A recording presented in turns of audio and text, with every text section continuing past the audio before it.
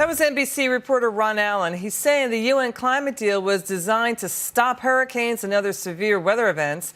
With me now, weatherbell.com meteorologist Joe Bastardi. I think we've had Cat 4 hurricanes before we were burning fossil fuels, right, Joe?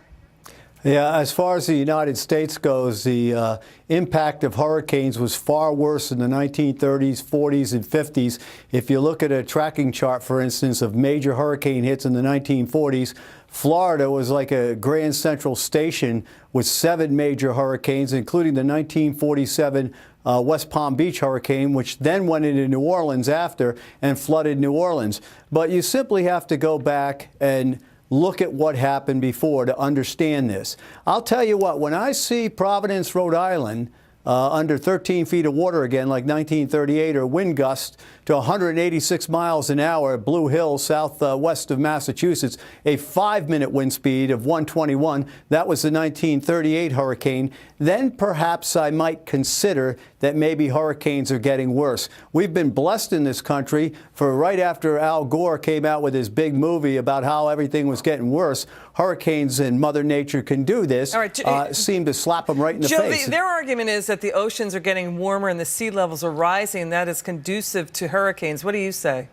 Well, sea levels have risen well within the natural boundaries of what sea levels can rise, about 8 inches over the last 100 years. And we've seen over the years, you take New York City was underwater at one time, but there were glaciers around New York City too.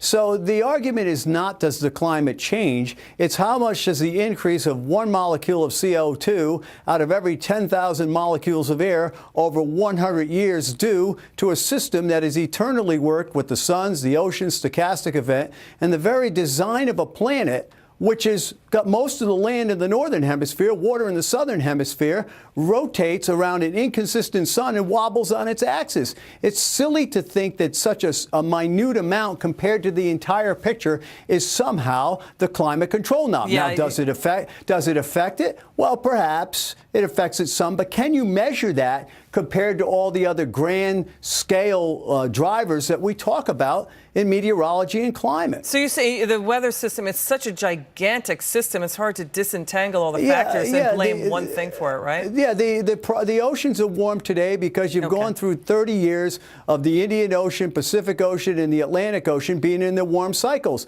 Let's wait 20 years, and if they're all in their cool cycles, well, by that time, the horse is out of the barn and everybody is spending their money, like in Spain. Look what happened to their economy with the Great Green Experiment. Okay. You should talk to people there. All right, Joe Bastardi, thank you so much for your insights, sir. Really appreciate your time.